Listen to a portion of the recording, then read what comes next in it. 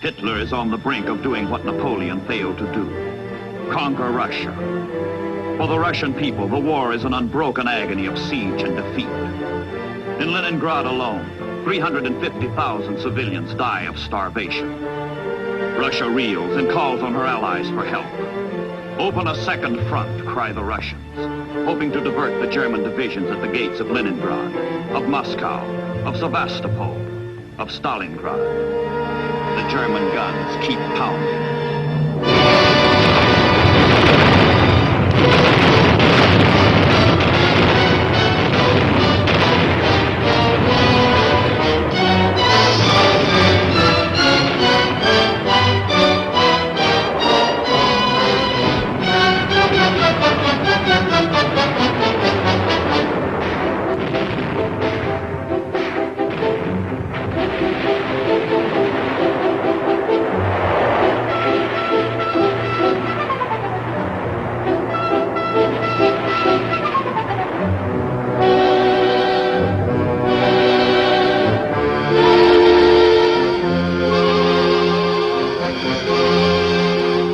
Washington, the Russian appeal comes in a black hour. Everywhere there is victory for the Axis. Nowhere can the democracies do more than hold their own. Action, bold, decisive action, can no longer be delayed. Roosevelt and Churchill must strike. But where? How? The statesmen of democracy ponder the issues and decide. Invasion, a second front. The orders go out to America, to England. The transatlantic planning begins. Target, top secret. In England, General Eisenhower, newly appointed American commander for Europe, directs the overall strategy. The United States has been at war only a few months, and her means as yet are limited. The Marines on Guadalcanal need all they can get. But the pressure of events is inexorable. The Allies cannot wait, and time will not wait.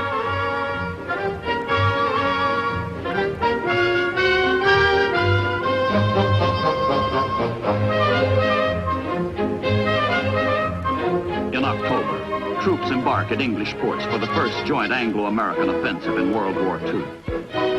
The troops do not know their mission. They do not know that they are one prong of a sweeping double thrust at the Axis in North Africa. The secret course is south, into the Mediterranean.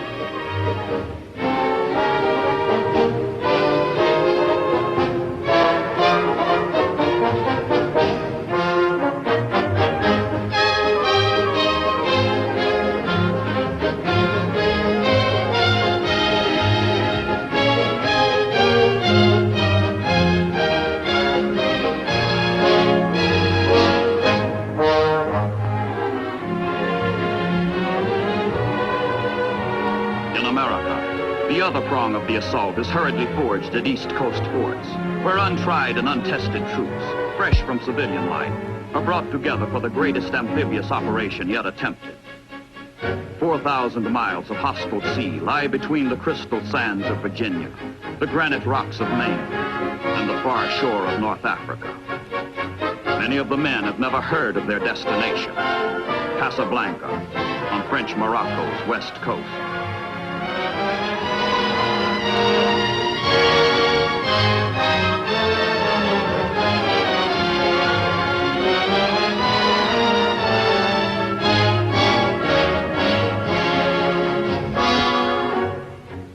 Most of the troops have never been to sea before, and half the young sailors of the convoy are sailing the ocean for the first time. The Allies hope to trump some Axis tricks in a bold move which skeptics call premature. The chances of success are rated no better than 50-50.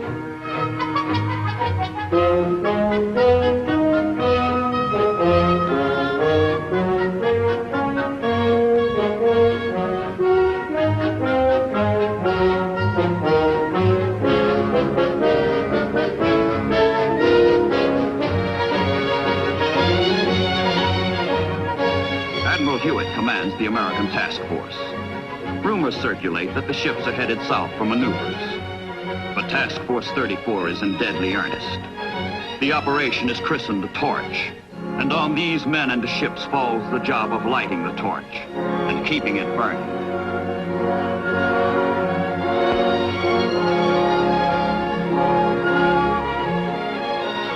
From America, from England, 650 ships and the 2 convoys plod their precarious way, converging slowly on the whole northwest corner of Africa, moving jointly toward the target. Zigzagging past the submarine packs by day, steaming straight by night, the ships make the longest voyage ever ventured by an amphibious force. Get the soldiers across the vast and perilous sea safely. Land them on the barren and uncertain beaches safely. That is the sailor's job.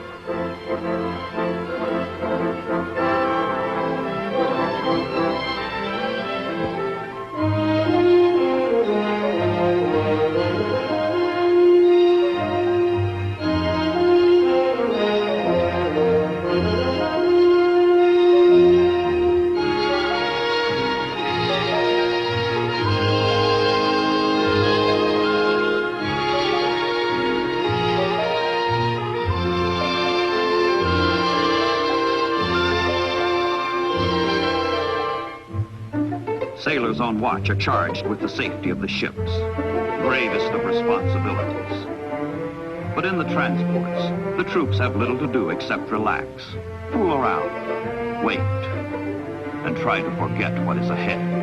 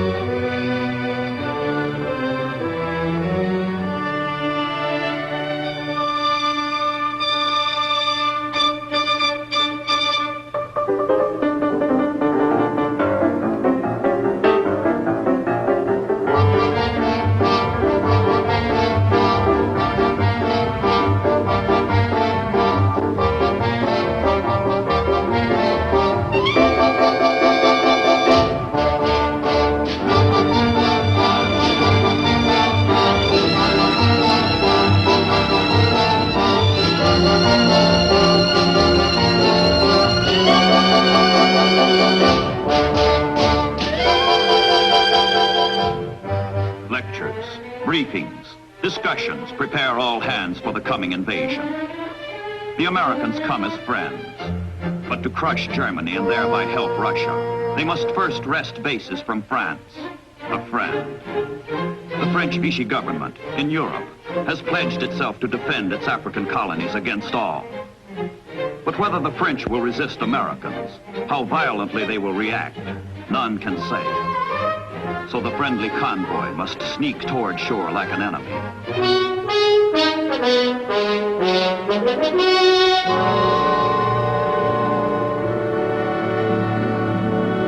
Now the convoy lies off the coast of High Barbary.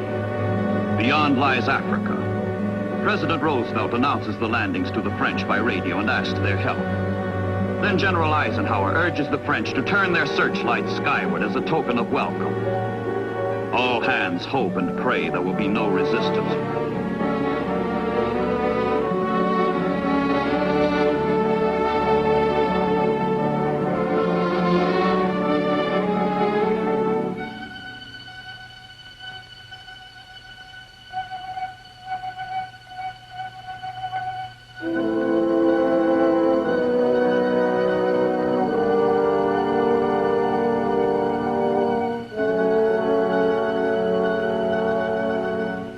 H hour comes in the hazy dawn of November 8th, 1942.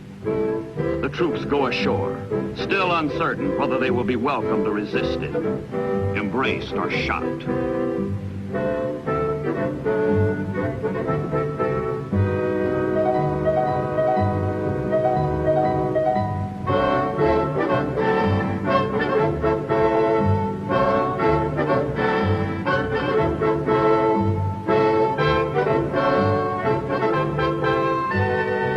Signal. No resistance. But the searchlights are deceptive. The lights are hostile, not friendly. The French are confused. They have not heard the Allied broadcasts, and military leaders loyal to the Vichy government decide to fight.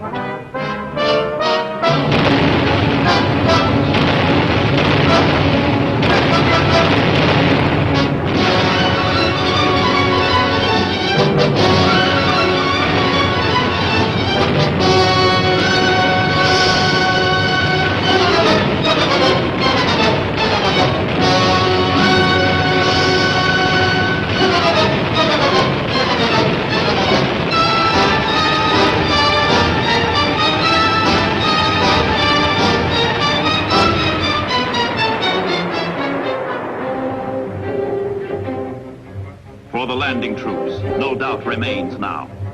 They will be resisted. The shores are hostile. The French are fighting. But the assault proceeds as planned, and the troops head for shore on either side of Casablanca, the target. And lying at anchor in the harbor of Casablanca, more trouble. Ships of the French Navy.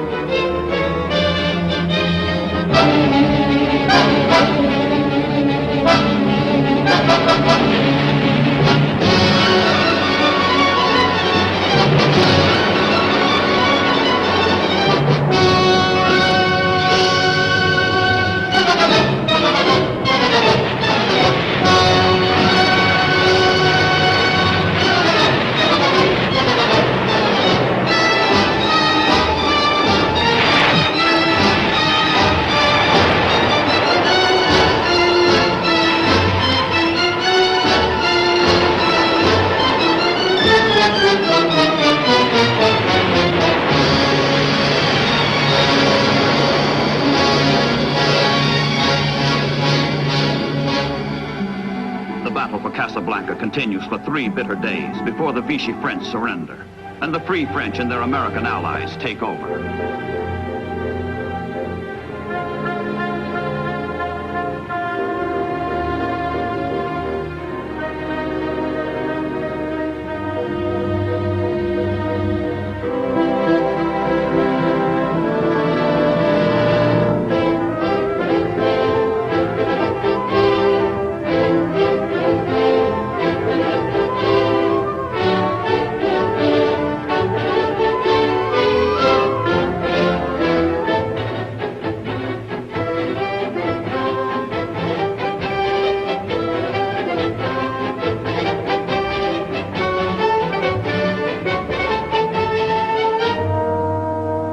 Casablanca's harbor, a major prize. But the victory is not without sorrow. Americans and French who have fallen fighting one another are buried side by side.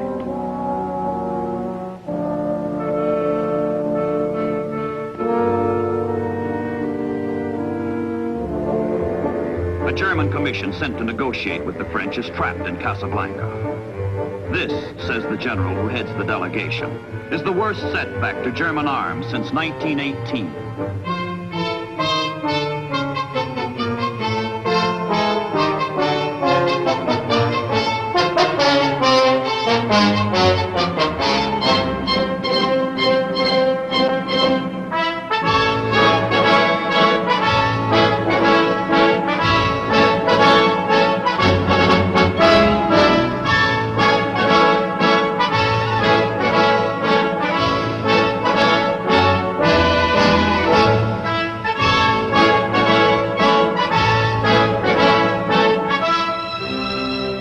Meanwhile, the second Allied convoy slips through the Straits of Gibraltar and steams eastward for Oran and Algiers. In Oran, there are vital airfields and an important road network. Algiers is the economic, political, and military center of the entire area. If the convoy can survive the Mediterranean gauntlet of submarines and bombers, all of Northwest Africa will fall into Allied hands in one swift stroke.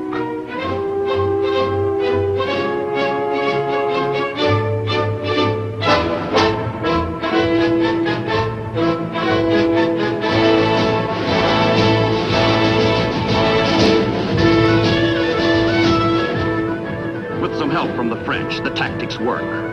The landings are the first major Allied victory in the war against the Axis. 3 days after the first troops touch the beaches, French North Africa is a fighting ally. The French themselves are now free to join the march against the common enemy.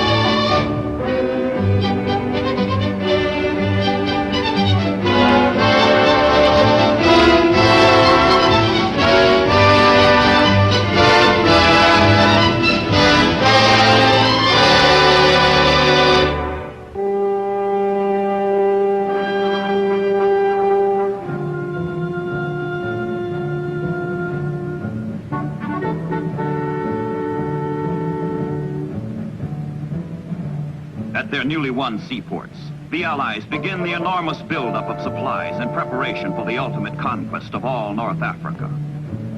General Montgomery and his 8th British Army are lashing Marshal Rommel and his fleeing Africa Corps 1,200 miles to the east. In the west, the Allies must make ready for a drive into the desert to catch Rommel in his flight and squeeze him to death. The campaign that began as an amphibious assault becomes a grinding struggle for supplies.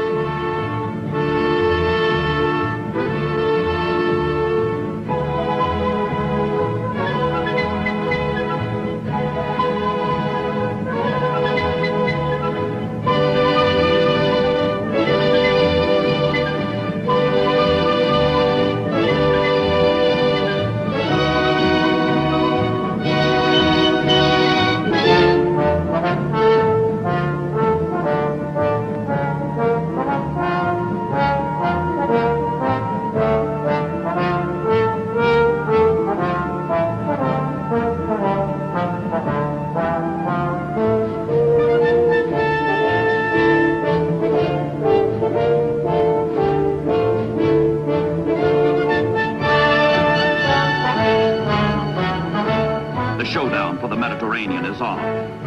All supplies, all Allied soldiers must be brought in by ship.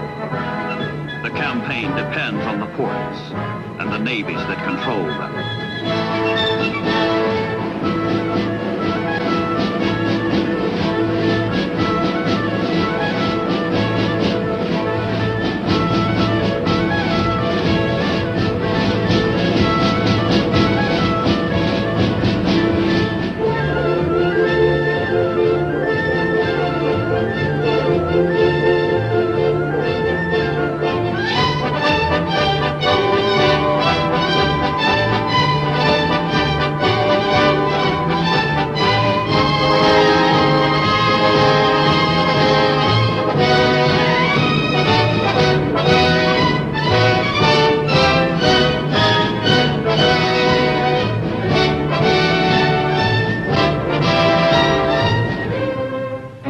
British First Army spearheads the race toward Tunis and Bizerta, key ports in Rommel's rear.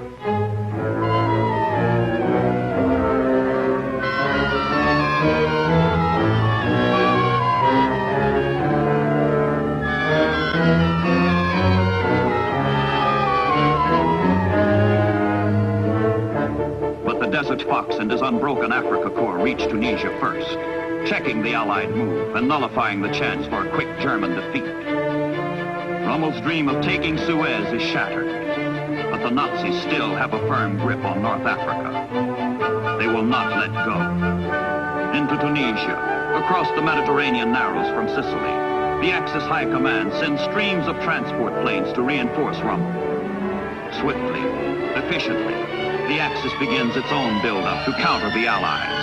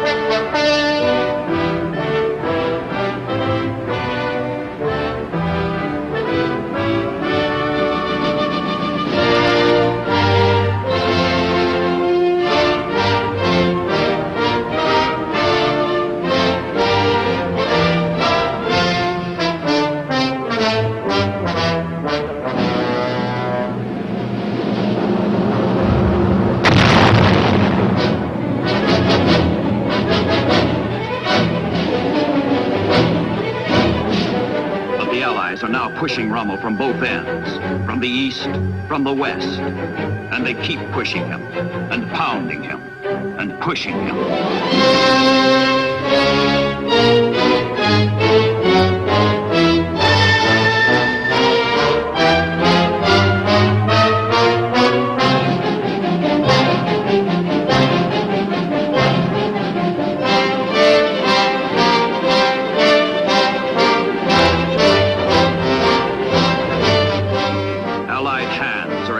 Throat. The pincers close. The sands run out for Rommel.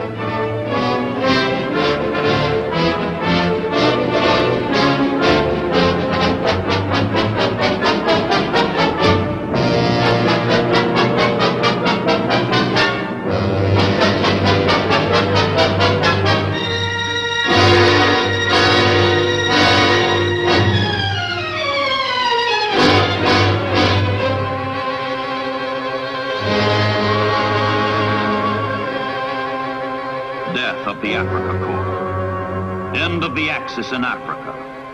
Defeated in the Mediterranean on sea and the sand. Its obituary is written in the names of supply ports which it could not hold, which marked the road to disaster. Alexandria, El Alamein, El Daba, Mersa Matruh, Sidi Barani, Saloum, Bardia, Tobruk, Gazala, Derna, Benghazi, El Agheila, Sirte, Guerat, Misurata, Homs, Tripoli, Sfax, Sousse, Cape Bon, Tunis, Bizerta.